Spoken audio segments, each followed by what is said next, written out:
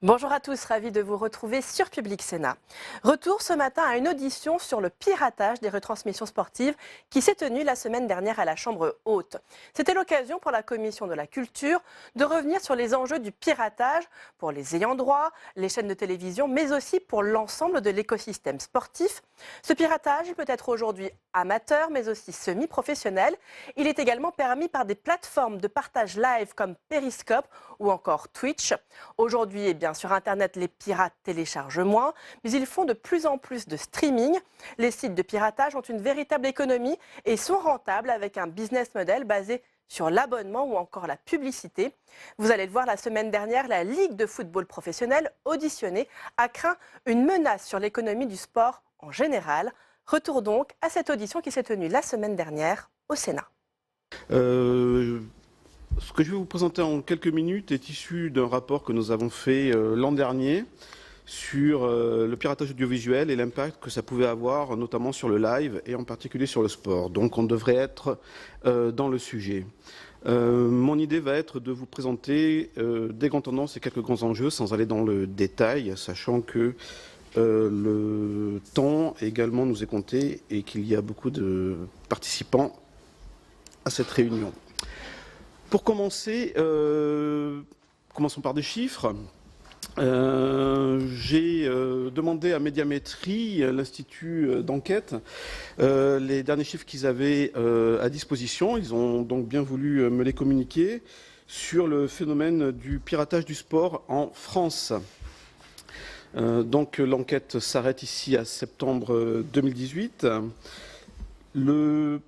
L'enseignement général que l'on peut en tirer, c'est que le piratage du sport en France est très important, puisqu'on est à 1,5 voire 2 millions de pirates par mois, c'est-à-dire de personnes qui ont au moins un acte de piratage dans le mois.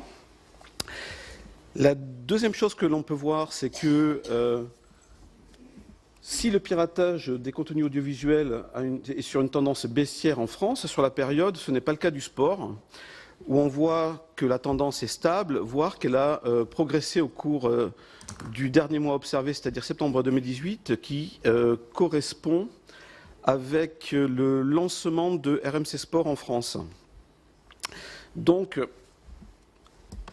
on peut en tirer peut-être deux enseignements assez rapidement ici. Le premier, c'est que RMC Sport a rencontré quelques problèmes techniques à son lancement et que ça a pu favoriser un piratage supplémentaire parce que le service fonctionnait mal, tout simplement. La deuxième chose, qui sera une réflexion, j'imagine, plus générale, c'est que on a maintenant un nouvel acteur présent sur la diffusion de matchs de football et on a donc une fragmentation de l'offre pour les consommateurs. Donc si on va avoir accès à l'ensemble de l'offre, il faut s'abonner à Canal+, à beIN et à RMC, ce qui fait un budget assez important mensuel pour consommer du sport. Et on va voir à terme si cette fragmentation des droits est un facteur de piratage, sachant qu'elle n'est pas condamnable puisque c'est la concurrence et qu'il y ait de nouveaux acteurs qui participent à l'offre. C'est une bonne nouvelle en soi, mais ça peut avoir un impact de fragmentation. On réfléchira également à ça à terme avec l'achat des droits de la Ligue de foot avec Mediapro pour voir si on aura un impact de ce niveau ou s'il y aura une réflexion à avoir entre acteurs pour proposer une offre cohérente pour les abonnés. Dernier enseignement ici, c'est que dans le sport, le foot est quand même à part et on voit notamment sur les courbes qu'en fonction des grands matchs de football, ça se précise particulièrement pour le Paris Saint-Germain actuellement, on a des pics de piratage quand on a des grands matchs de football.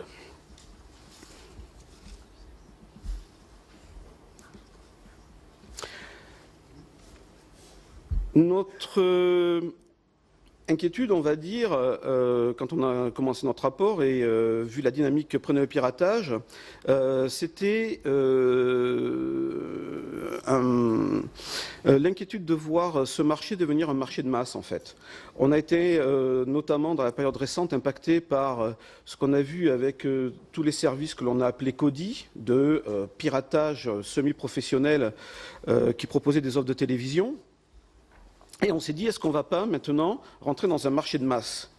Le piratage était plutôt... alors pas un marché d'initiés, on était déjà à 14 millions de pirates dans les périodes précédentes, on doit être à 12 millions maintenant, mais il y a différents facteurs qui sont des facteurs d'inquiétude pour ce marché. La première chose, c'est que la connectivité est de plus en plus importante, avec des débits de plus en plus importants, avec de plus en plus de terminaux de consommation dans les foyers, donc on a un parc de personnes qui peuvent consommer des flux en streaming de plus en plus importants. La deuxième chose, c'est qu'on a vu un développement de systèmes d'applications se développer. Et les systèmes d'applications et les environnements conviviaux pour le piratage entraînent une augmentation de l'usage, un confort d'utilisation et parfois créent une zone grise pour les utilisateurs qui ne savent pas exactement s'ils sont sur un site pirate ou non. Un troisième élément que je souhaite mettre en perspective, c'est l'augmentation des solutions de diffusion en live et notamment des plateformes sociales. YouTube, Facebook, Instagram, Twitch, Periscope, énormément de propositions de consommation en live, de programmes sur Internet sont développés et ce sont des vecteurs évidemment pour distribuer des programmes live, donc du sport. Le dernier point que je souhaite mettre en perspective, ce sont les usages. Il y a quelque chose qu'il faut qu'on garde à l'esprit, c'est que les pirates ne piratent pas uniquement pour des questions de prix, mais il y a d'autres éléments qui rentrent en ligne de compte. On peut avoir la disponibilité des contenus. Voilà, sur mon territoire, le contenu n'est pas disponible actuellement. La fraîcheur du contenu, ça c'est plus pour les programmes de stock, c'est-à-dire le film de cinéma, moi j'ai pas envie d'attendre 6 mois avant de pouvoir le consommer, donc c'est un usage. Donc le prix, certes, mais il y a d'autres usages, et même pour certains, notamment avec le développement des applications, on trouvait des environnements de consommation plus conviviaux sur Internet.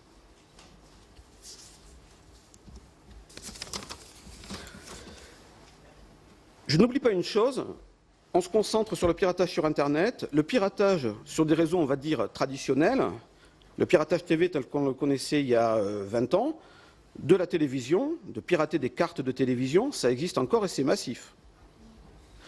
On discutait tout à l'heure avec des représentants de beIN de ce qui se passe avec le piratage de l'intégralité de l'offre de beIN depuis l'Arabie Saoudite. Ça a des effets majeurs. Okay. Donc ça existe de pirater des offres de télévision, de manière assez traditionnelle avec des cartes piratées.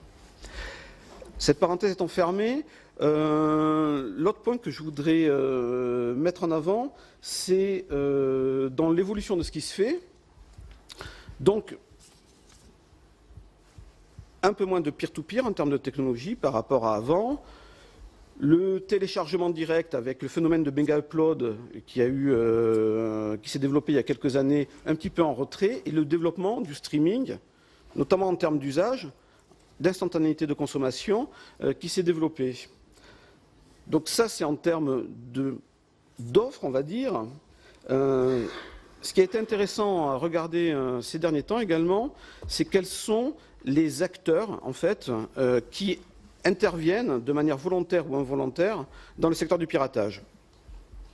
Et à côté des grands sites de référencement, en fait, de liens, Rora Directa a fait l'actualité, le site espagnol, ces dernières semaines pour le football, et ces derniers mois, Live TV également est un très gros site d'hébergement de liens de sites de streaming, mais qui sont des sites, on va dire, principalement de référencement de liens. Donc, quand on référence et qu'on n'héberge pas le lien, il y a des questions de droit également et de poursuite qui se posent. À côté de ces acteurs, on va dire, que l'on connaissait sur le marché, il y a les plateformes sociales qui deviennent de plus en plus importantes, et une nouvelle fois, sans être... quand Google et Facebook sont positionnés sur cet écran, ce n'est pas qu'ils sont partie prenante du piratage, c'est que ce sont des outils qui permettent d'accéder à des contenus pirates. Je vous ai parlé du live, YouTube Live ou Facebook Live, mais également pour s'échanger des liens. Donc on a des sites qui deviennent non seulement des endroits où l'on trouve les contenus, parce qu'il faut d'abord les trouver, mais aussi des endroits où on consomme le contenu. Facebook rajoute une autre dimension, c'est qu'on peut partager, en fait, et notamment les liens via des pages Facebook.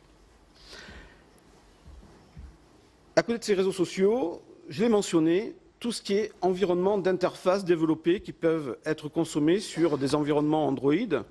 Donc on a l'impression d'être dans une offre légale et très bien définie.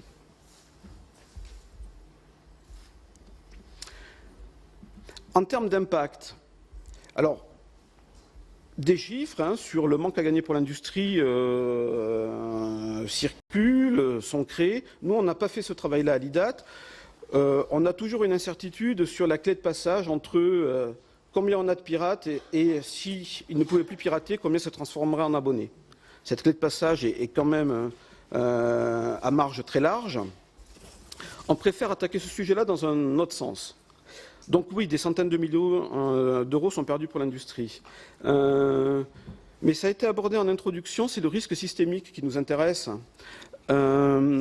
Quand on regarde sur la représentation ici le découpage de la valeur dans la chaîne de la télévision, on voit qu'on crée la valeur principalement sur l'édition de service. Et l'édition de service, ce sont les chaînes de télé.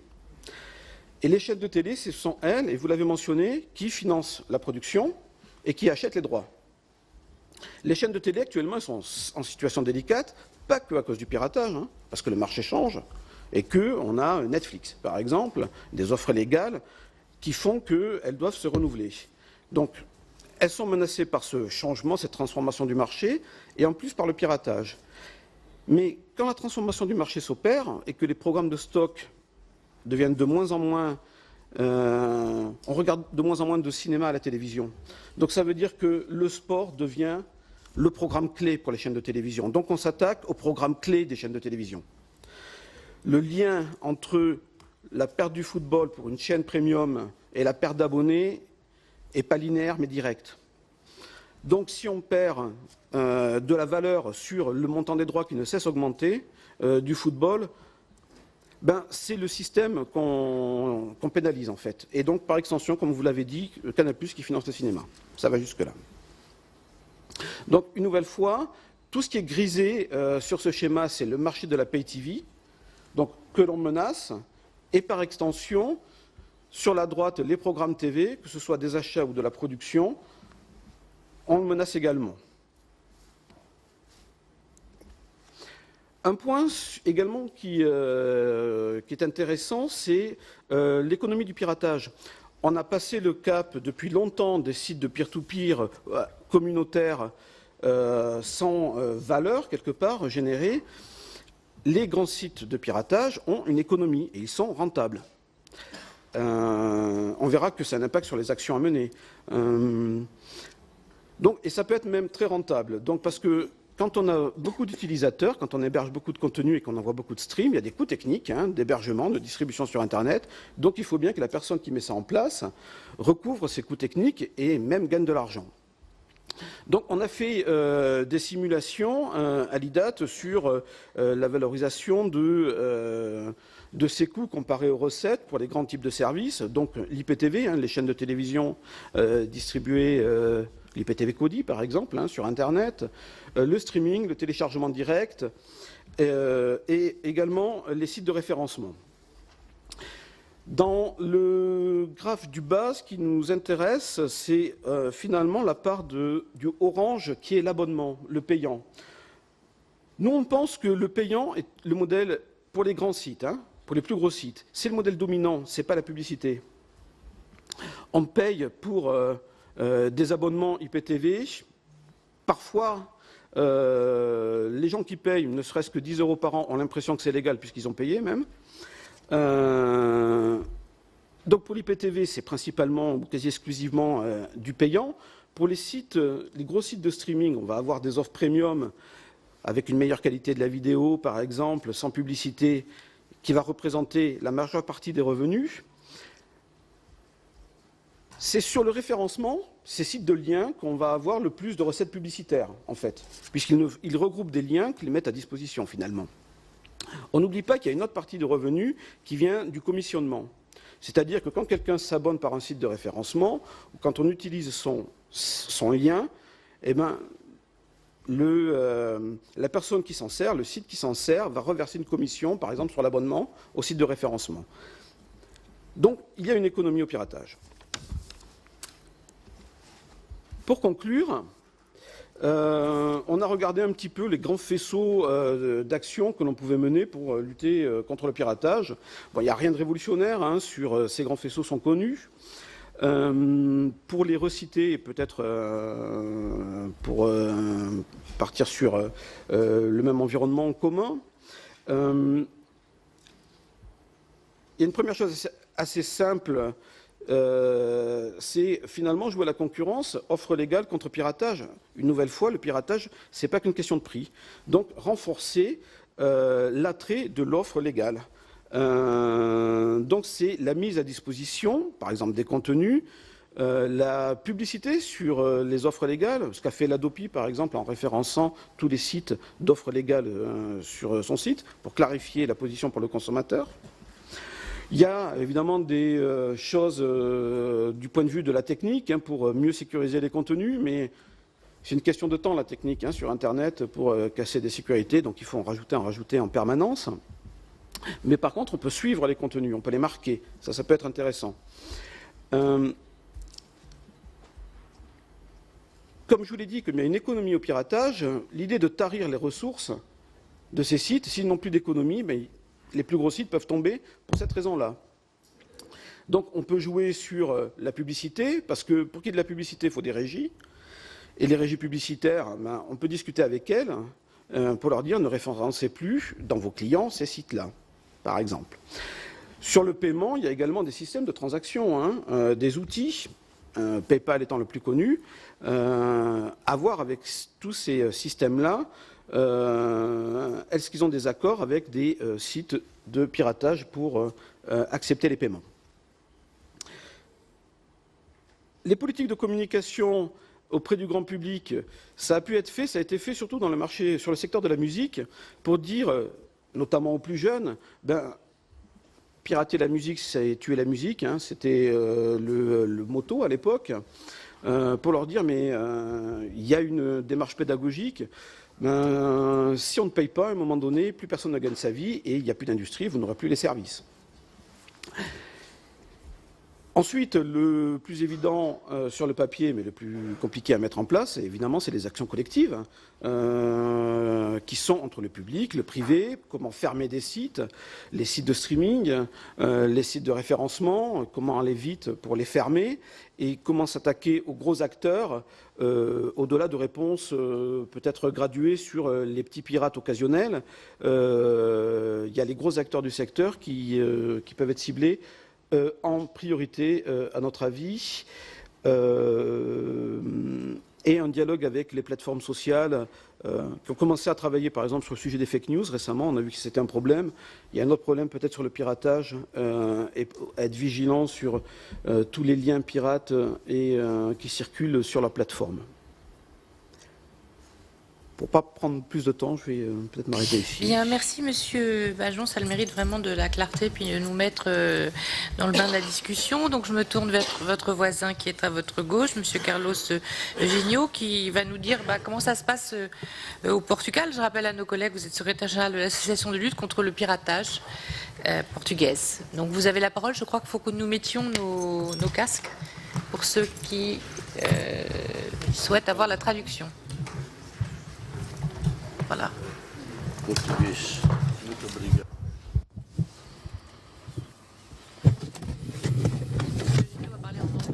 Voilà.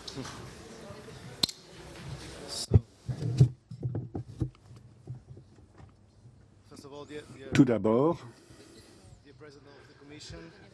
Madame la Présidente et Messieurs, Mesdames, comme l'on dit au Portugal, bon dia.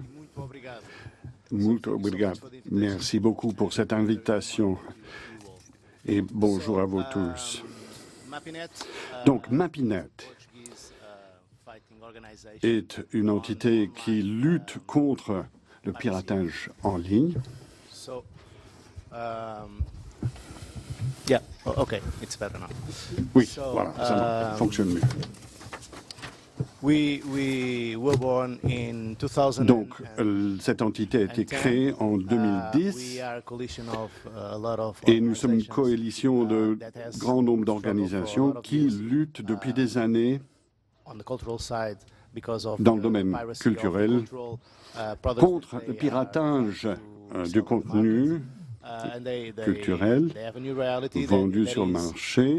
Il y a une nouvelle réalité, c'est que le marché en ligne est un marché supplémentaire et le piratage est quelque chose de très difficile à réglementer. Donc, nous avons créé cette organisation. Nous représentons des éditeurs, des chaînes de télévision, des producteurs audiovisuels et des producteurs de musique, des sociétés d'auteurs. Nous représentons un grand nombre d'organisations culturelles également. Et en 2015, nous avons donc fait un accord avec les associations de consommateurs et cela était quelque chose qui était promu par le ministère de la Culture, d'avoir un protocole d'accord pour répondre à ce problème du piratage. Donc, nous avons émis ce protocole d'accord, négocié ce protocole d'accord, qui donc est en cours, qui est en application. Ce que nous faisons, il y a un certain nombre d'étapes, de procédures qui doivent être remplies, et c'est des procédures qui sont des procédures d'urgence. Nous devons donc faire une collecte des preuves, des liens, des sites où il y a du piratage, ou faire la collecte des images des pages de renvoi. Nous devons envoyer des courriels dès que l'on peut trouver ou identifier les sites et communiquer avec le propriétaire du site pour leur informer que leur comportement est illégal et qu'ils devraient donc, dans un délai de 38 heures, remédier à cela, sinon nous allons bloquer le site. Nous avons 2 créneaux pour l'envoi de ces requêtes, car nous ne pouvons pas tous les jours émettre des avis. Nous donc devons avoir 2 créneaux dans le mois. Le second jour ouvré, le 5e jour ouvré du mois. Et donc, les sites qui devront être bloqués doivent avoir au moins 500 liens vers des contenus piratés. 2 tiers du site doit avoir un contenu illégal. Et donc, à partir de ce moment-là, nous pouvons bloquer les sites. Tout d'abord, j'aimerais vous expliquer autre chose, car cet accord est issu d'un litige contre les ISP portugais. Ils ont perdu dans ce litige et ils ont été forcés de bloquer les sites. Et à la fin de ce litige, les plus grands fournisseurs portugais, si nous voulons bloquer les sites à travers les DNS, le système des noms de domaine, sera très facile à faire, car cela ne coûtera pas cher. Et donc cela nous a facilité la tâche en matière de procédure de contrôle. Donc, la seule entité qui peut demander à IGAC, l'entité administrative représentant le ministère de la Culture en Portugal, It inspects all the cultural organizations in Portugal fait l'audit pour contrôler que toutes les procédures légales soient bien respectées. Donc la requête auprès des FAI est très simple. Donc nous avons les liens vers ces contenus piratés. Nous devons avoir les documents qui donc sont des preuves que ce contenu illégal est partagé et donc donner les indices concernant le site. Et lorsqu'IGAC reçoit notre requête, il vérifie que la procédure a bien été suivi.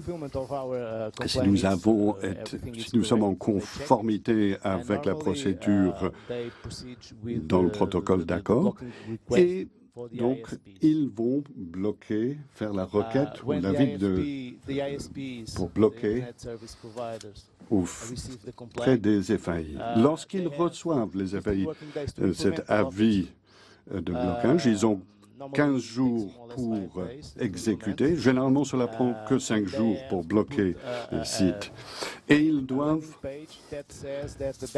mettre une page de renvoi expliquant que le site a été bloqué car il y a eu un problème de piratage et qu'il y a eu un avis pour bloquer le site. Donc c'est quelque chose que nous pensons que les consommateurs, petit à petit, vont être sensibilisés à cette question de piratage dès qu'ils voient ces pages de renvoi. Donc nous cherchons à développer, sensibiliser le public de ce problème de piratage. Nous avons bloqué 1399 sites et donc toutes ces actions ont duré 1 an et nous devons redemander de bloquer les sites à nouveau si ce comportement ou ces contenus illégaux sont retransmis. Donc les sites très souvent disparaissent lorsqu'ils ont été bloqués, ou ils changent le nom de domaine, mais généralement ils disparaissent. C'est quelque chose que nous pensons qui est tout à fait positif dans cette lutte contre le piratage. Nous avons une étude de INCOPRO, qui est une organisation internationale, qui montre que dans les premiers 6 mois, 75% de ces sites illégaux ou de ces actions en matière de contenu illégal ont été bloquées. Nous n'avons pas de problème avec le secteur public et l'opinion publique nous soutient parce que c'est un blocage par l'INS. Ce n'est pas 100% efficace, mais au moins cela sensibilise les consommateurs. Si les consommateurs veulent changer les DNS, ils peuvent le faire.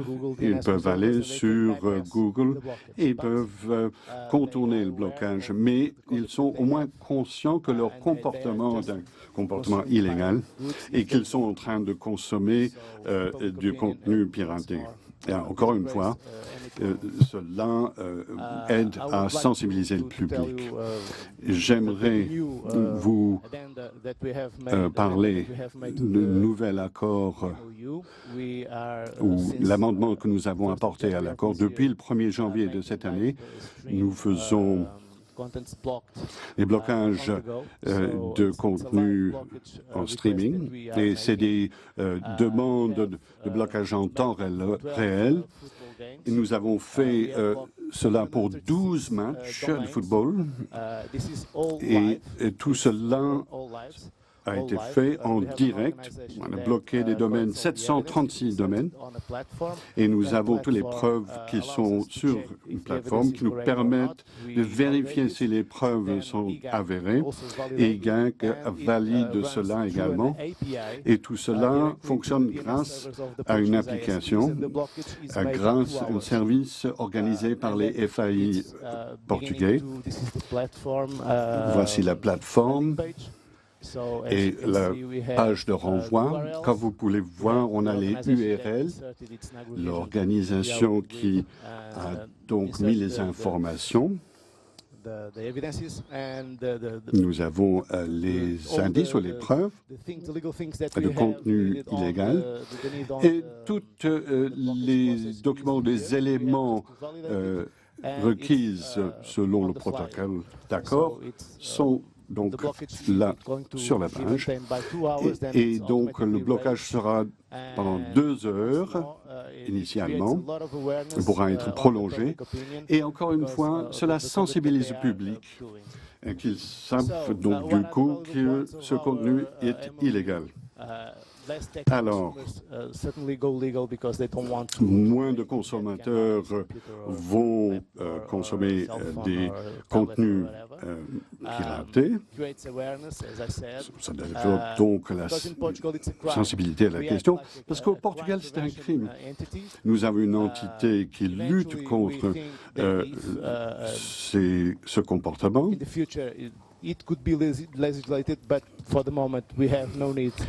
Pour l'instant, nous n'avons pas besoin de nouvelles législations en la matière. Et finalement, le procureur public, parce que c'est un crime public, le procureur peut ou doit donc faire des enquêtes s'ils peuvent identifier les propriétaires des sites et donc poursuivre en justice. Donc, tout ceci est une transposition de la directive concernant la protection d'une propriété intellectuelle.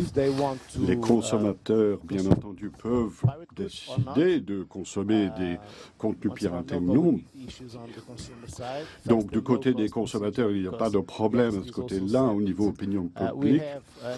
Mais nous avons un accord que toutes les listes des sites bloqués sont envoyées donc dans les différentes entités qui publient ces informations. Ils informent tous les membres de leur fédération, de leurs associations, d'annonceurs qu'ils ne doivent pas faire de la publicité sur ces sites. Et voici l'avis avec le logo IGAC de la police judiciaire et qui, donc, un avis qui annonce le blocage du site. Donc, c'est un message très fort que nous cherchons à communiquer en la matière. Donc, si vous avez des questions, n'hésitez pas. Merci beaucoup. En effet, les questions vont vous être posées tout à l'heure. Je donne d'abord la parole à Monsieur Moroy, Mathieu Moroy, donc directeur des affaires européennes de l'English Premier League. Monsieur Moroy, vous avez la parole pour nous expliquer les choses de votre point de vue. Merci Madame la Présidente. Bonjour à toutes et tous. Je représente effectivement la Ligue anglaise de football, mais je vais m'exprimer avec grand plaisir en français aujourd'hui, qui est ma langue maternelle, comme mon nom l'indique. Je vais essayer de vous présenter assez rapidement les mécanismes qu'on a mis en place au Royaume-Uni pour essayer de lutter contre le piratage, et notamment le streaming de nos matchs. Alors on a malheureusement une expérience assez longue et importante de la lutte contre le piratage au Royaume-Uni, eu égard à la valeur de nos droits. On a dû, au cours des années, s'armer de différents mécanismes pour essayer de lutter contre ce phénomène.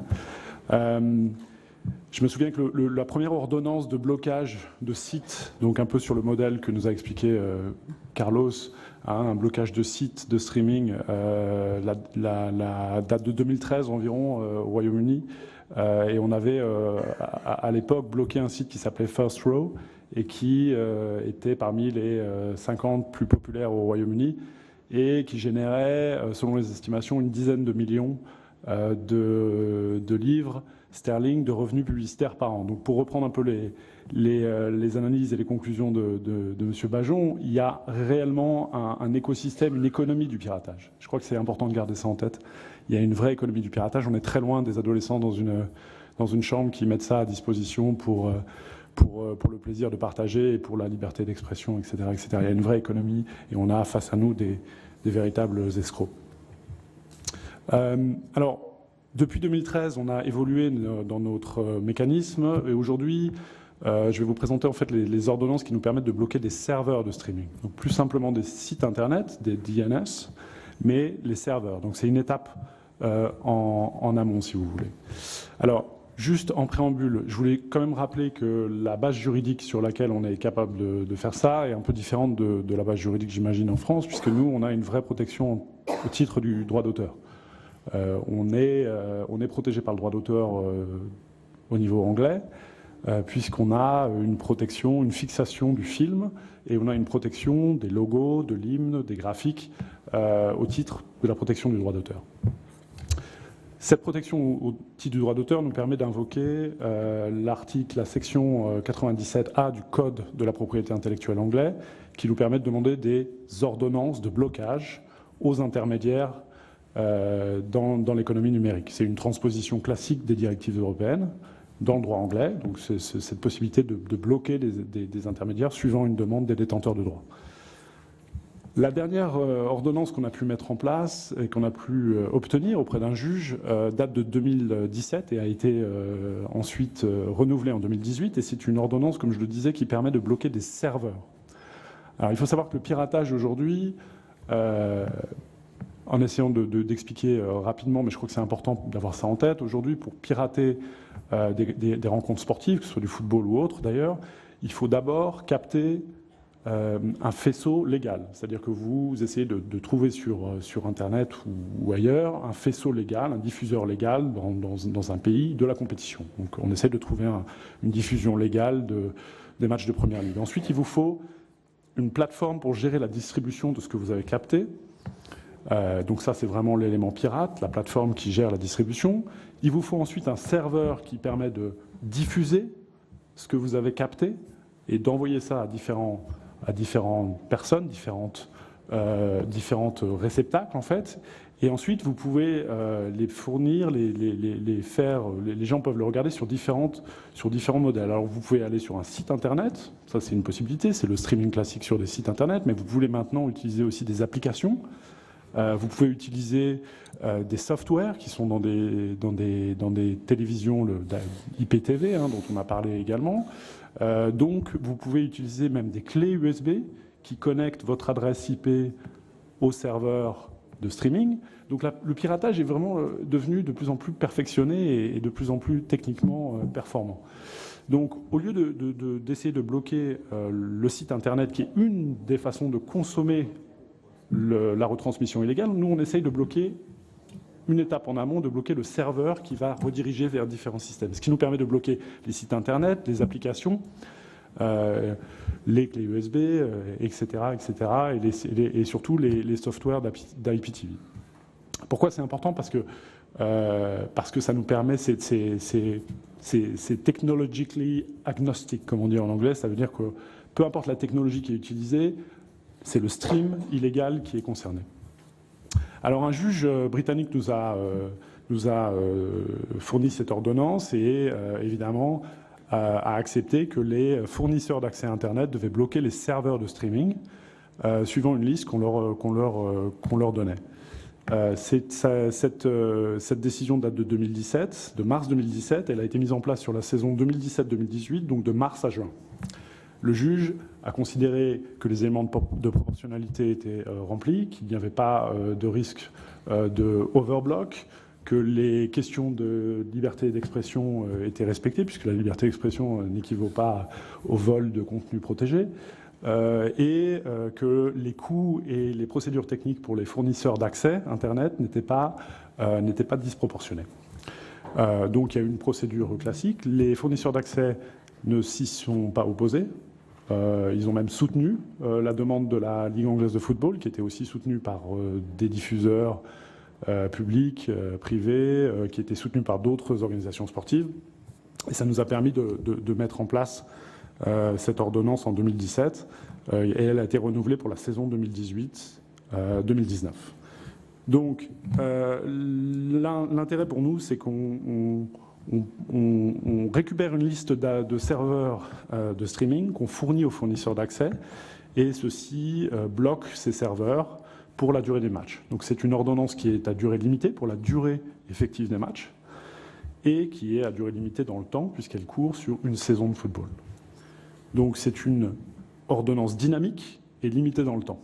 Elle est très efficace puisqu'elle permet de limiter la consommation de streams illégaux, quelle que soit la plateforme, comme je l'ai expliqué.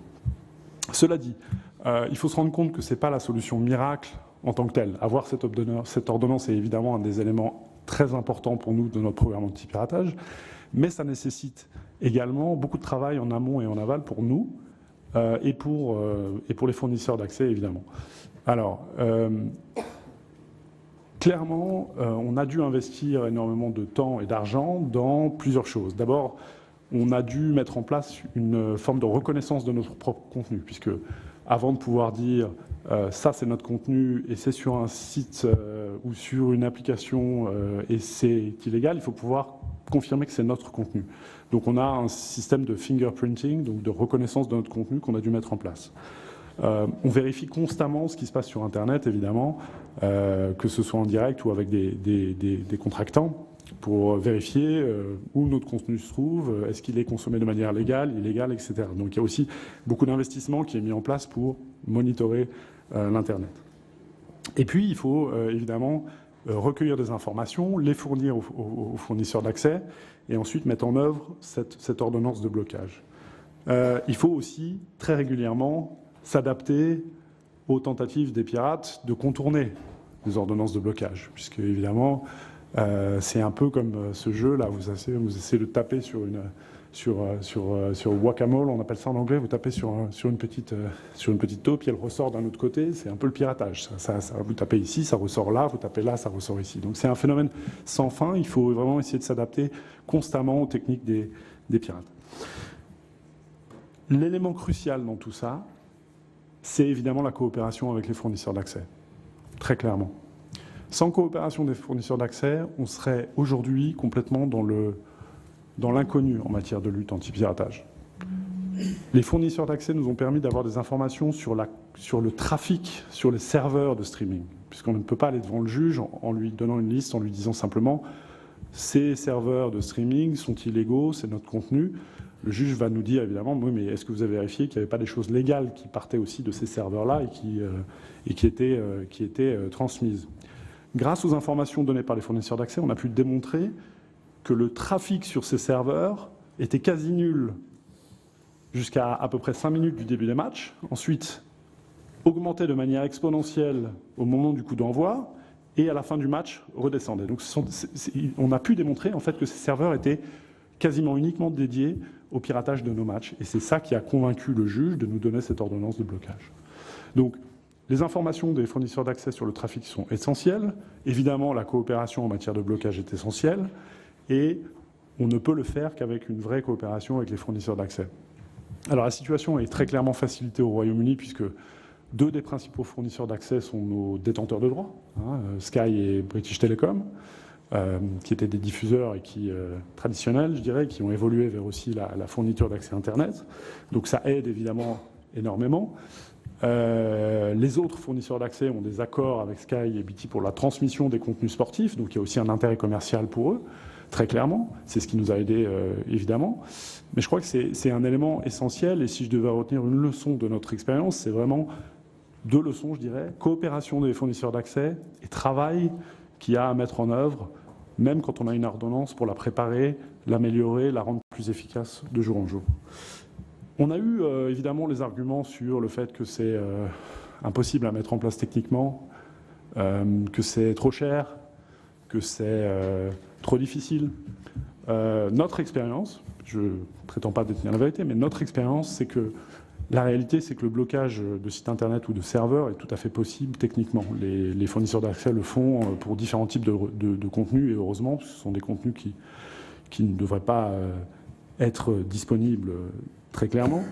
Donc techniquement, c'est possible. Il y a des coûts qui sont liés évidemment au système de blocage.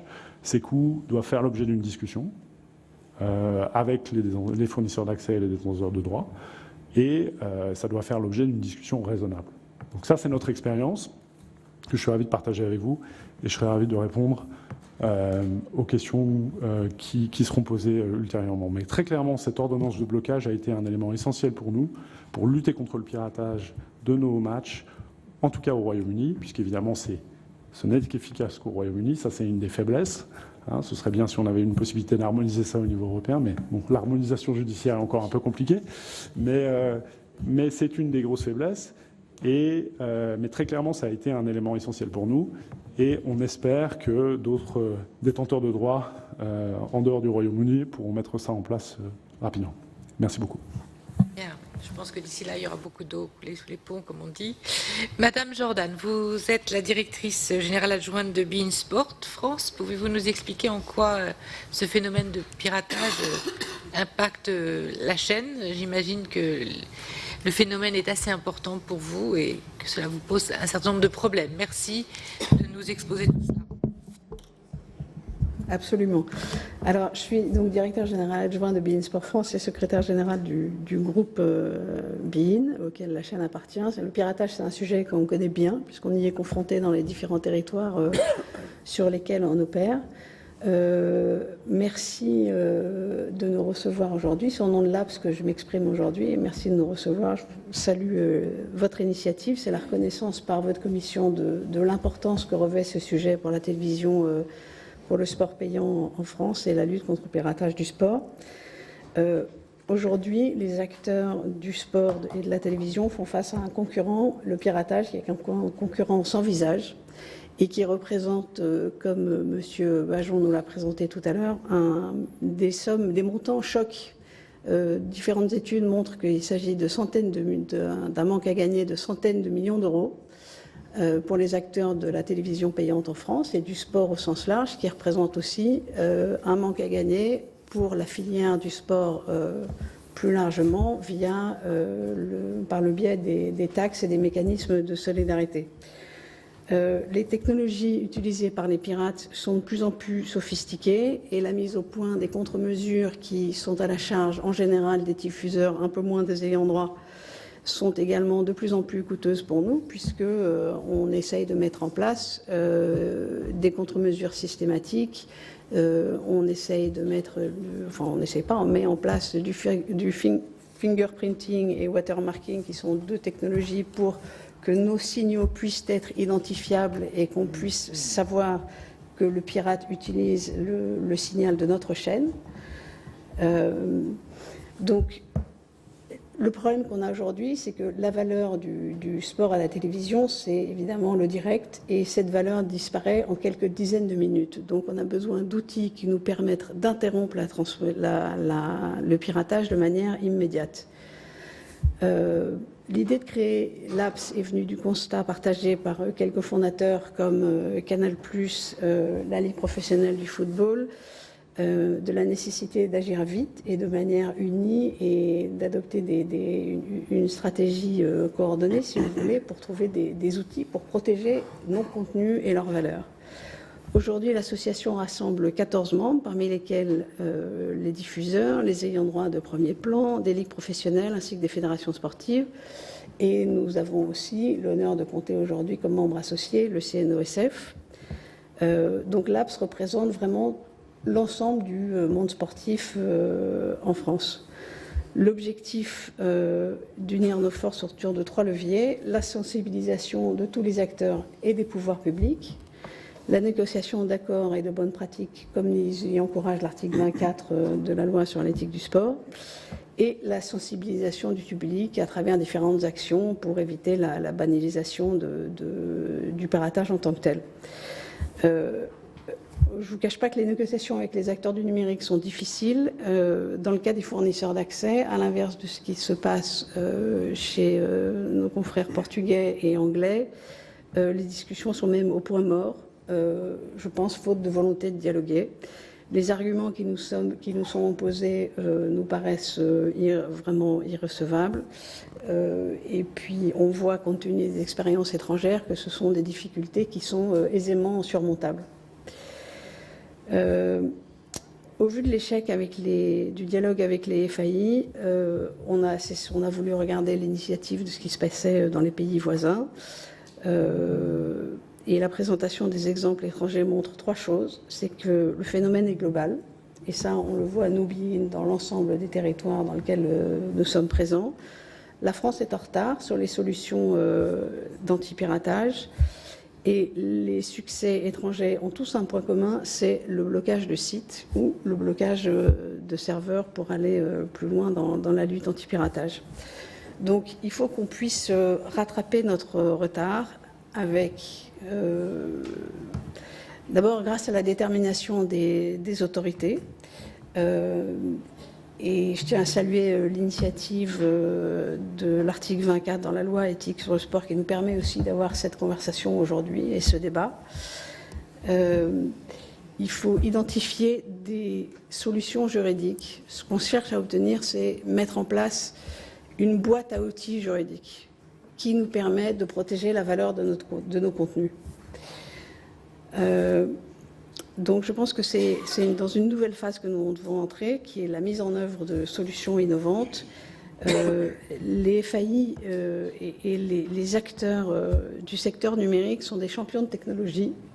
Ils ont tous les moyens pour mettre en place ces outils et renforcer la lutte contre le piratage. Donc le temps est venu pour eux et les fournisseurs d'accès d'innover aussi dans le domaine de la protection de contenu.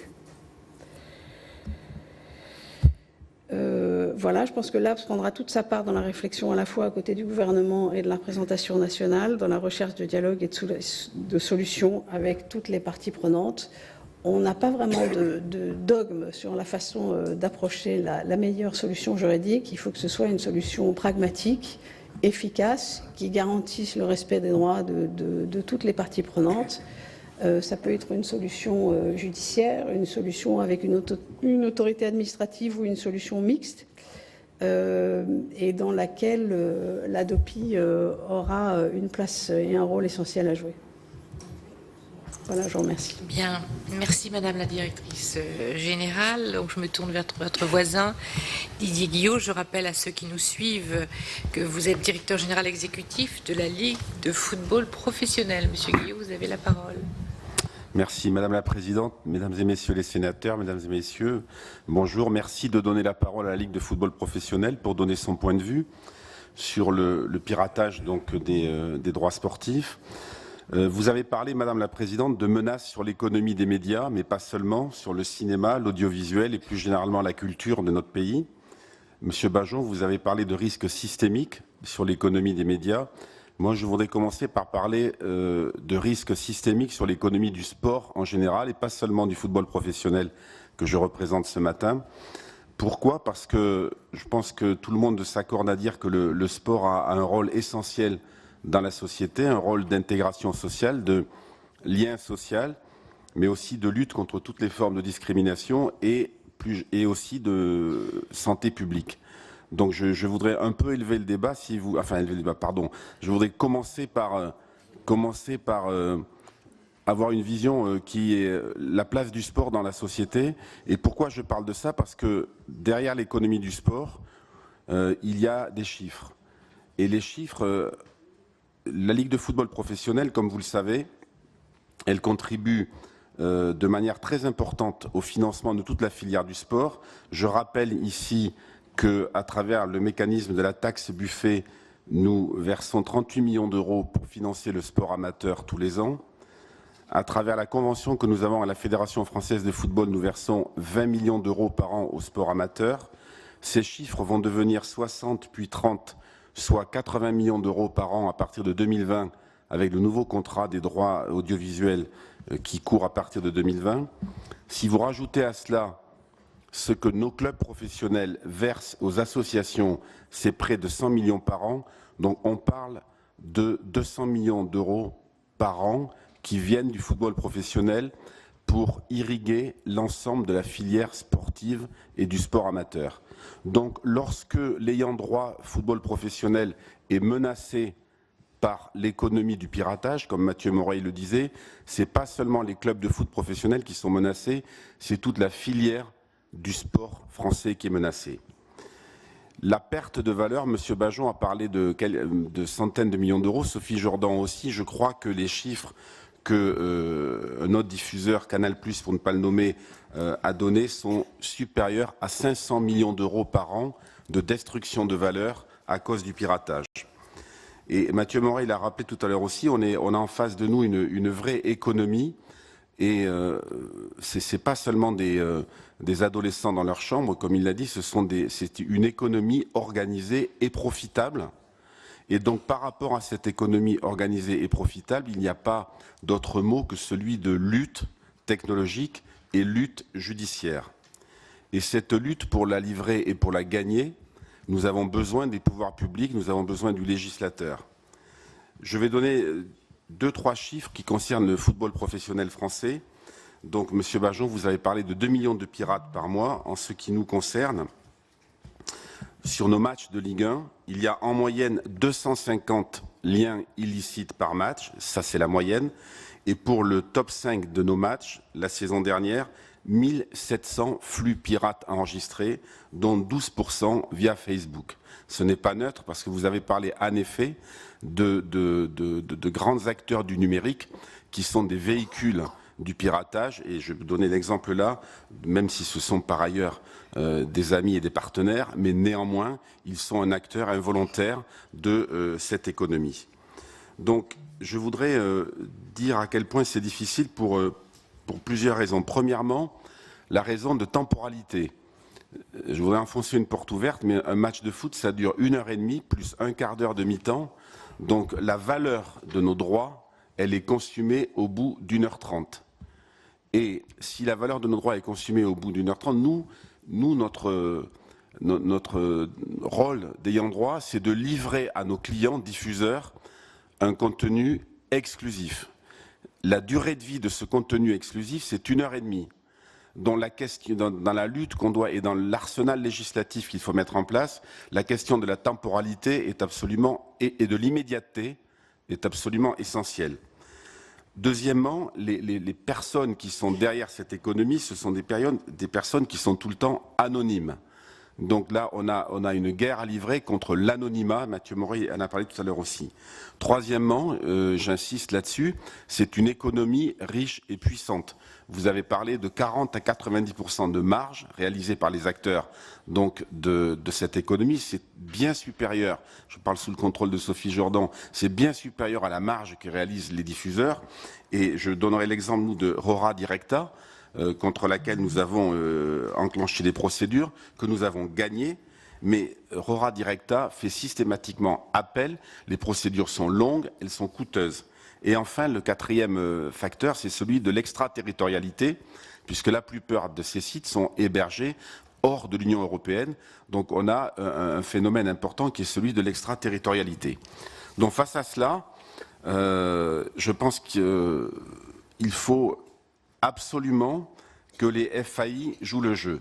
Malheureusement, en France, contrairement à l'Angleterre, il y a un seul acteur qui est à la fois FAI et diffuseur, c'est le groupe Altice, SFR, RMC. Les autres diffuseurs, qu'il s'agisse de Canal+, de beIN et demain de Mediapro, ne sont pas fournisseurs d'accès. Et donc, ce sont les fournisseurs d'accès qui doivent être nos partenaires, volontaires ou contraints, pour nous aider à lutter contre le piratage. Quand je dis volontaire ou contraint, je fais allusion et évidemment je fais un appel au pouvoir public et aux législateurs pour nous aider dans cette bataille. Je prends l'exemple du rapport qui a été produit par l'Assemblée nationale il y a quelques mois et de la proposition numéro 7 qui préconise un blocage immédiat et temporaire de sites ou contenus illicites. Voilà, par exemple, une préconisation, évidemment, que nous appelons de nos vœux. Et pour ça, comme l'a dit Sophie Jordan tout à l'heure, il y a des voies. Nous sommes en train au sein de l'APS, nous sommes en train de réaliser une étude juridique pour savoir si c'est la voie administrative ou judiciaire ou un combiné des deux qu'il faut mettre en place. Mais je dirais, peu importe. Ce qu'il faut surtout, c'est agir vite. C'est agir vite avec les FAI et c'est agir vite. Et je pense que l'ADOPI doit avoir un rôle à jouer. Nous sommes convaincus que l'ADOPI aura un rôle à jouer, que ce soit dans la voie administrative ou dans la voie judiciaire ou dans une combinaison des deux. Et en tout cas, nous appelons de nos voeux, Madame la Présidente, un rôle important à jouer par l'ADOPI dans cette bataille que nous avons livrée. Merci. Merci de cette conclusion. Monsieur Guillot, vous me donnez là l'occasion de céder immédiatement la parole au président de la ADOPI. Vous avez assuré la transition, je vous en remercie. Monsieur le président, donc, merci en quelque sorte de faire un peu la synthèse de ce qui a été dit autour de cette table avant que nos collègues vous posent des questions. Moi, je vous en poserai juste une dans le cadre de l'exposé que vous allez nous faire. Pourriez-vous nous préciser très concrètement les moyens humains qui seraient nécessaires pour mettre en place une politique efficace qui est appelée par certains autour de cette table, donc d'une politique efficace de lutte contre le piratage. Il y a un gros travail d'identification des sites pirates. Il faut caractériser la fraude, il faut solliciter le juge. Voilà. Pourriez-vous aussi peut-être nous évoquer, est-ce que des mutualisations seraient possibles avec d'autres autorités pour être vraiment très efficaces dans ce combat ?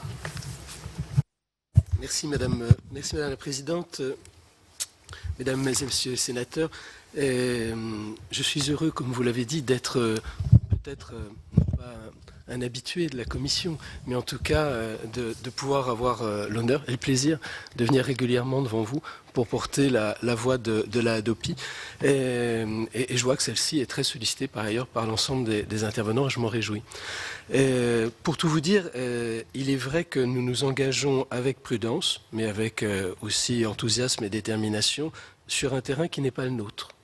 Nous n'avons pas aujourd'hui de compétences en matière, effectivement, de lutte contre le piratage des contenus sportifs. Nous avons été créés, et vous êtes mieux placés que quiconque pour le savoir, puisque à l'unanimité, vous avez été en 2009, donc ceux qui avaient adopté la loi qui a créé l'ADOPI, nous avons été créés pour lutter contre le piratage des contenus culturels sur Internet. Alors ceci dit, ce n'est pas parce que nous n'avons pas de compétences aujourd'hui qu'il ne faut pas réfléchir à la manière dont nous pourrions en avoir demain. Et je crois qu'à ce titre, il est intéressant de voir comment notre expérience, notre expertise en matière de lutte contre les contenus culturels peut être mis à profit pour pouvoir effectivement bénéficier à un champ nouveau qui est celui de la lutte contre les contenus sportifs. Les deux sont à la fois différents, c'est-à-dire les deux champs, et épatants. Ce que je souhaiterais dans des propos qui, encore une fois, vont être marqués par une forme, j'allais dire, de modestie, puisqu'on s'engage d'une manière exploratoire dans ce champ-là, mais tous autour de la table, alors plus ou moins. À l'étranger, effectivement, on voit que certains se sont engagés d'une manière, j'allais dire, anticipée par rapport à nous, et avec un succès que nous n'avons pas, puisqu'aujourd'hui, effectivement, l'ensemble des acteurs de l'écosystème sportif se trouvent devant un phénomène qu'ils n'arrivent pas, parce qu'ils n'en ont pas les moyens, ni techniques, ni juridiques, ni administratifs, institutionnels, de pouvoir y répondre. Donc, dans un premier temps, je crois que ce qui peut être intéressant, c'est de voir en quoi les deux, piratage contenu culturel, piratage contenu sportif, peuvent être assez proches en réalité. Ils le sont, à mon sens. Alors, sur le plan des caractéristiques générales, Monsieur Bajon l'a dit, donc j'y reviendrai pas. On a effectivement donc un écosystème qui est un écosystème qui, en fait, est j'allais dire, un écosystème qui met en œuvre à la fois des techniques, mais aussi qui met en cause des acteurs qui ne sont pas différents dans un champ et dans l'autre. Alors des acteurs, mais effectivement, on retrouve des acteurs qui ont été cités, les plateformes par exemple, qui ne sont pas illégales en soi, mais qui sont susceptibles effectivement de donner accès à des contenus ou de donner accès à des liens qui sont illicites. C'est tout à fait le cas en matière de contenu culturel. On a également en matière de pratiques, des pratiques de piratage qui se font à travers effectivement des sites qui peuvent être des sites à risque pour les utilisateurs. On retrouve exactement les mêmes problèmes en matière culturelle, comme j'ai été amené à le dire, je crois déjà devant votre commission. Les usagers internautes qui vont sur des sites pirates prennent des risques en matière informatique, des risques de virus, par exemple, des risques de contenu approprié. On l'a vu notamment à l'égard de certains jeunes qui se trouvent face à des contenus qui portent atteinte à travers ce qui est véhiculé à un certain nombre de valeurs, et notamment valeurs telles que la dignité humaine, la dignité de la personne. Risque également, par exemple, de pouvoir se trouver soumis à un pillage des données. Tous ces risques, à mon sens, existent d'une manière équivalente dans un champ et dans l'autre.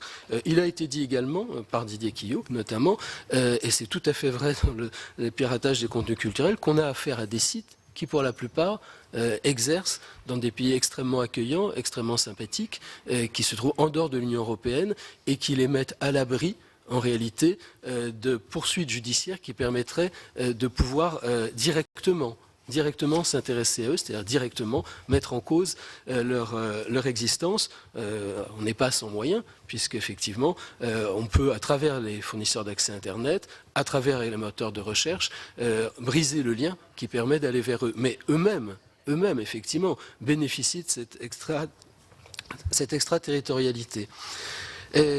Enfin, il faut le dire, il a été évoqué des préjudices extrêmement importants pour les acteurs du monde sportif. Ces préjudices existent bien évidemment également pour les acteurs du monde culturel, mais parce que je suis fonctionnaire et parce que mon institution est une institution publique, je dois dire que l'État aussi se trouve spolié d'un certain nombre de ressources à travers ce piratage, comme pour le piratage des contenus culturels, le piratage des contenus sportifs, met l'État face à un manque qui est celui de recettes fiscales et de recettes sociales qui ne sont pas négligeables. Sur le plan technique, les techniques de piratage en matière de contenu culturel sont triples. C'est le pair à pair. On l'a vu, l'institution a été créée en grande partie pour lutter contre le piratage des contenus culturels en pair à pair, à travers l'instauration de la réponse graduée. C'est le téléchargement direct, c'est le streaming. Donc, ce dont on parle aujourd'hui en matière de contenu sportif met en évidence que au moins un des trois modes de piratage des contenus culturels est le mode privilégié pour le piratage des contenus sportifs, à savoir le streaming. S'y ajoute en matière de contenu sportif, ce qui est moins le cas pour les contenus culturels, le live streaming, c'est-à-dire le streaming en direct. La plupart des sites de streaming en direct sont des sites de streaming dédiés au piratage des contenus sportifs. Ils concernent peu, effectivement, les contenus culturels. Il n'empêche que nous avons, effectivement, à la fois l'expérience, l'expertise et un certain nombre de propositions dont nous avons déjà fait part pour améliorer la lutte contre le piratage en streaming des contenus culturels. Et comme j'ai eu l'occasion de vous le dire, la procédure de réponse graduée, qui a été effectivement celle privilégiée pour combattre le piratage à travers le partage de fichiers en réseau pair à pair, est absolument inapte à pouvoir lutter contre le streaming, à la fois pour des raisons techniques et des raisons juridiques. Donc il faut trouver d'autres voies, donc il faut trouver d'autres instruments juridiques qui principalement doivent s'intéresser aux sites, aux plateformes et également, à travers ces plateformes, vous l'avez dit, dans la plupart des interventions qui ont précédé, aux fournisseurs d'accès Internet et également aux moteurs de recherche. Alors comment l'autorité pourrait relever éventuellement, et elle le souhaite bien sûr, ce défi de la lutte contre le piratage des contenus sportifs. Alors la première, je veux dire, c'est un peu comme une fusée à plusieurs étages. Le premier étage, c'est déjà de pouvoir être compétent. On ne pourrait l'être que pour autant que serait créé un droit voisin au droit d'auteur qui permettrait effectivement d'être dans un champ qui est celui de la propriété intellectuelle. Alors ce n'est pas, ce que je dis n'est pas baroque, d'abord parce qu'au niveau européen, aujourd'hui, il y a une directive qui est très discutée, qui est en phase de trilogue, comme l'on dit, c'est-à-dire d'un échange serré entre la Commission, le Parlement européen et le Conseil, et que dans le cadre de la révision de cette directive droit d'auteur, il y a plusieurs articles dont parle beaucoup, et à juste titre, les ayants droit du monde culturel, l'article 13, le monde de la presse, l'article 11, mais il y a un article dont personne ne parle, l'article 12 bis, et cet article est très important, mais assez oublié, puisqu'il prévoit que les États membres donc, peuvent conférer aux organisateurs d'événements sportifs des droits voisins du droit d'auteur, c'est-à-dire disposer du droit exclusif d'autoriser ou d'interdire la reproduction, la communication ou la mise à disposition du public de leurs manifestations.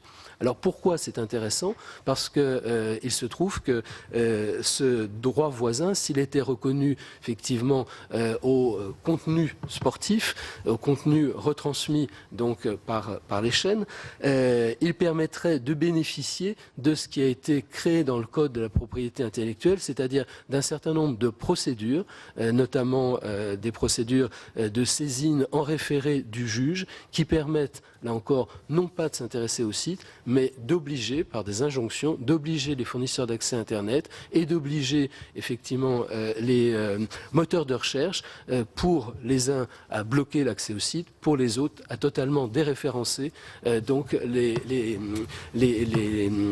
résultats de recherche qui mènent à ces sites. Alors, personne ne sait aujourd'hui, mais on le saura d'ici un mois forcément, ce que seront les points d'aboutissement de ces négociations en trilogue sur la directive.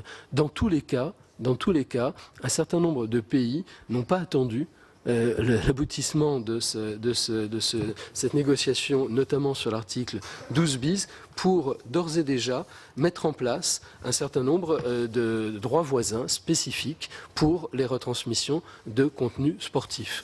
Et donc, on peut imaginer que, indépendamment effectivement de ce cadre européen, ce qui a été fait dans un certain nombre de pays de l'Union puisse l'être également. Et donc, encore une fois, pour moi, le prérequis est de pouvoir, par la loi, alors vous savez ce que sont les droits voisins, c'est un certain nombre de droits qui sont énumérés tout simplement par le Code de la propriété intellectuelle comme des droits qui permettent de soumettre effectivement au même régime que le droit d'auteur. Deuxième étage de la fusée, c'est celui effectivement qui est la manière dont on peut s'inspirer des modèles étrangers. Celui, par exemple, que nous a exposé M. Carlos Eugenio au Portugal, celui qui a été exposé par Mathieu Morel donc en Angleterre, le système italien également, ou grec est intéressant puisque c'est celui d'autorités administratives qui peuvent prononcer des injonctions de blocage. Elles ont force exécutoire à l'encontre des fournisseurs d'accès Internet et c'est l'autorité elle-même qui assure le suivi, c'est-à-dire par voie de sanction, des fournisseurs d'accès Internet qui refuseraient de mettre en œuvre les injonctions. Le système portugais, comme le système espagnol, est un système où effectivement les injonctions sont administratives, mais si elles ne sont pas exécutées, elles impliquent l'intervention du juge. Et on peut donc se dire pourquoi en France, on ne peut pas de la même façon agir. C'est vrai que les interlocuteurs qui m'ont précédé, notamment M. Eugenio, ont situé leur pouvoir d'action dans le cadre de la transposition de la directive commerce électronique. Donc là aussi, on peut se dire que le cadre européen devrait nous le permettre. Simplement, la France a fait le choix d'une transposition à minima, restrictive de la directive commerce électronique qui limite la possibilité de formuler des injonctions de blocage au seul juge. c'est cette procédure prévue par l'article L336.2 du Code de la propriété intellectuelle dont j'ai parlé et qui effectivement ne met en œuvre que le pouvoir du juge. Alors nous, on se propose, et je vous l'ai exposé déjà dans le cadre de l'amélioration de la lutte contre le piratage des contenus culturels, de pouvoir venir en aide au juge, de pouvoir être encore en quelque sorte un tiers de confiance ou un expert avec une compétence qui nous serait donnée de caractérisation des sites illicites. Mais on sent bien que ceci ne suffit pas. C'est-à-dire qu'on est là sur des situations de blocage pérenne devant le juge et à travers cette procédure en référé. Alors elle a de l'intérêt, de la même façon que la caractérisation des sites illicites en matière culturelle pourrait être tout à fait élargie en termes de compétences nouvelles de l'autorité à la caractérisation des sites illicites en matière sportive. Et que cet intérêt, il n'est pas évidemment un intérêt immédiat, et je vais y revenir, de ce qu'on peut faire en direct, mais il a quand même au moins un intérêt de sensibilisation et d'information de l'internaute sur les sites illicites en question. Il a un intérêt également qui est celui, je l'ai dit, de pouvoir auprès du juge expertiser, donner de la preuve, indépendamment des ayants droit, que le site est bien illicite. Et puis il a un troisième intérêt, ce pouvoir de caractérisation des sites, c'est en quelque sorte de permettre à travers la mue de ces sites, c'est-à-dire que ces sites ont une capacité de duplication à travers de changements de nom de domaine, par exemple, de pouvoir, dès qu'ils sont l'objet d'une décision judiciaire, renaître de leurs cendres. Et l'avantage que pour avoir ce pouvoir de caractérisation, c'est plutôt que de revenir devant le juge à chaque fois, une fois qu'on a la décision initiale, en quelque sorte, un peu comme ce qui a été exposé comme des décisions qui ont en fait, j'allais dire presque une capacité dynamique à pouvoir suivre les sites dans leur modification. Il se trouve que la modification est une modification qui est purement optique. Le contenu reste le même et nous, on se propose en matière culturelle, et on peut le faire en matière sportive, de dire qu'un site, évidemment, a exactement le même contenu illicite sans qu'il soit besoin forcément de revenir à chaque fois devant le juge parce que sinon c'est une course-poursuite infinie et assez vaine, il faut bien le dire, de la part des ayants droit. Ça, c'est effectivement la situation des blocages pérennes. Mais le défi, en quelque sorte, et Didier Quillot l'a très bien mis en avant, c'est le défi d'un piratage qui est un piratage en direct et qui, en quelque sorte, épuise les droits exclusifs et épuise aussi l'intérêt que peut avoir l'internaute. Alors, il peut avoir l'intérêt éventuellement de voir en replay les meilleurs buts pour un match de foot, mais on sent bien que cet intérêt, pas seulement l'intérêt en termes, j'allais dire, de coûts financiers, mais simplement l'intérêt en termes d'attractivité du programme, elle est très périssable avec le temps.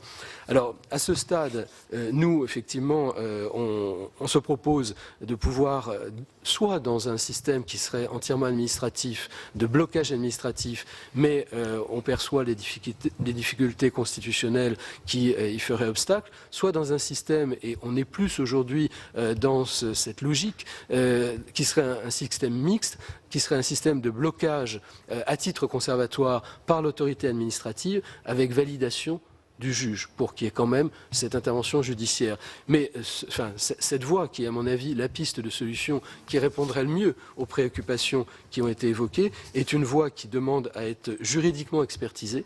Aujourd'hui, nous sommes en lien très étroit avec l'APS, l'association qui a été créée donc, pour lutter contre le piratage des programmes sportifs, pour effectivement consolider cette expertise juridique et voir quelle est la faisabilité, mais encore une fois, on est dans un contexte constitutionnel, donc juridique, assez différent des pays qu'on a pu avoir l'occasion ici d'évoquer.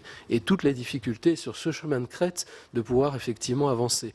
Il me semble, à ce stade, que le défi qui est celui posé par le piratage des contenus sportifs est légèrement différent de celui du piratage des contenus culturels. Je l'ai dit d'emblée, la réponse ne peut pas être dans une temporalité identique. Voilà ce que je souhaitais dire à ce stade. Ça a le mérite d'être très clair, Monsieur le Président.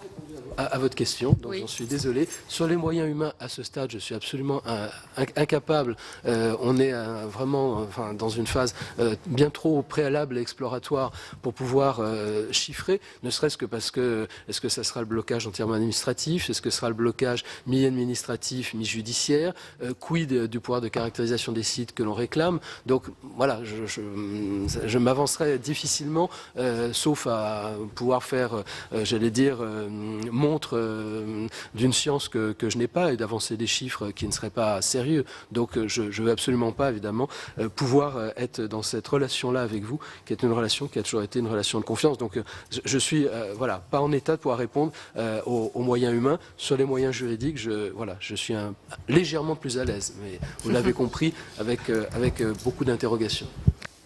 Oui, merci pour tous ces éclairages. En même temps, des choses qui ont été soulignées par M. Bajon ne sont peut-être pas assez prises en considération pour essayer de régler ce problème, parce que on a eu effectivement des grands débats à l'époque, à Dopi, avant Davy, etc. Et on constatait quand même qu'il fallait réagir dans l'urgence par des mesures de coercition pour sauver le droit d'auteur, etc. Mais qu'en même temps, il y avait un problème d'offre commerciale et de cherté de l'offre. La musique, quand elle a commencé à avoir une offre commerciale abordable, a réglé une partie du problème. Après, elle a changé sa technologie, le streaming, etc. Mais en tous les cas, elle s'est sortie d'affaire alors qu'on pensait qu'elle était morte. À l'époque de la musique, déjà le cinéma nous disait c'est pas notre problème, il faut 3 jours pour télécharger un film. Aujourd'hui, c'est le cinéma qui est menacé parce qu'il a encore aussi un peu trop attendu pour avoir des offres adaptées. Donc sur le sport, on est dans la même situation. Je suis un fanat de sport. Et donc, je sais que je peux m'offrir l'ensemble de l'offre parce que j'ai les moyens. Or, le football est un sport très populaire. Très populaire. Ce ne sont pas les riches qui regardent le football. Enfin, qui ont envie de le voir. Or, maintenant, seuls eux peuvent le voir. Si j'additionne les 3 offres, je sais que je schématise parce qu'il doit y avoir des offres couplées, tout ça, mais pour voir du football, pour un fanat, c'est 70 €. Si je couple RMC, Beansport et Canal+. Bien sûr, il aura tout le reste. On peut considérer que c'est normal parce que l'organisation des événements est un spectacle. On sait que ça coûte de l'argent, hein, que c'est pas. Sauf que c'est évident que le fait que le football, qui est le sport le plus populaire en France et dans le monde, à mon avis, soit maintenant réservé, n'est plus en clair du tout, ni les chaînes privées, pour certaines elles peuvent un peu, mais en tout, pour les équipes nationales, etc., comme TF1. Chaîne publique, ça y est, en France, on n'a même plus une possibilité, d'autant qu'il n'y a pas de pub après 20h et qu'on ne peut pas acheter un match s'il n'y a pas de pub, ou à la mi-temps au moins. Donc, il faudra répondre à ça. Ou sinon, parce que la pédagogie passe par là. C'est-à-dire que les gens, on peut leur dire aux mômes, attention, le piratage et tout ça, vous tuez la possibilité que cette économie existe, Bon, ok. Sauf qu'à un moment donné, eux, ils voient que c'est une économie blindée de fric.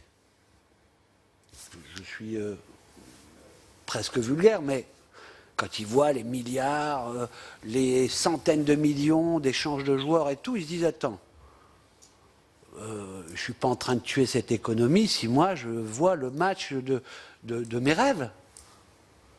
Bon, donc voilà, je soumets ça.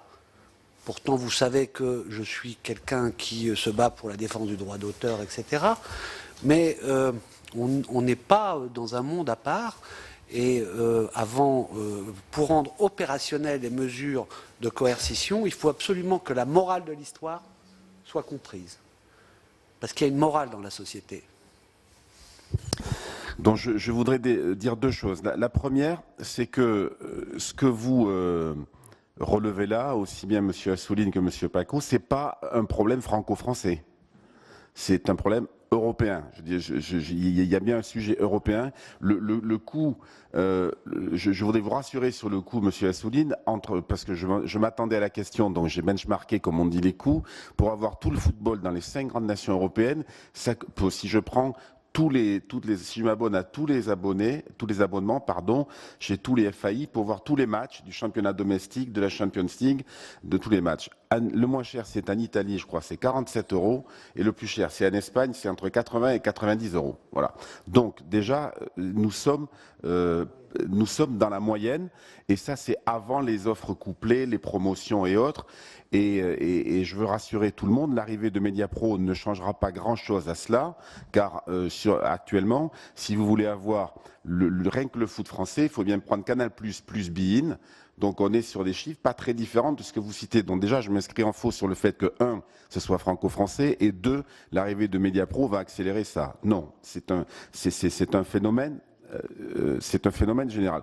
Deuxièmement, c'est l'économie des droits premium, exclusifs, qui est ainsi bâtie.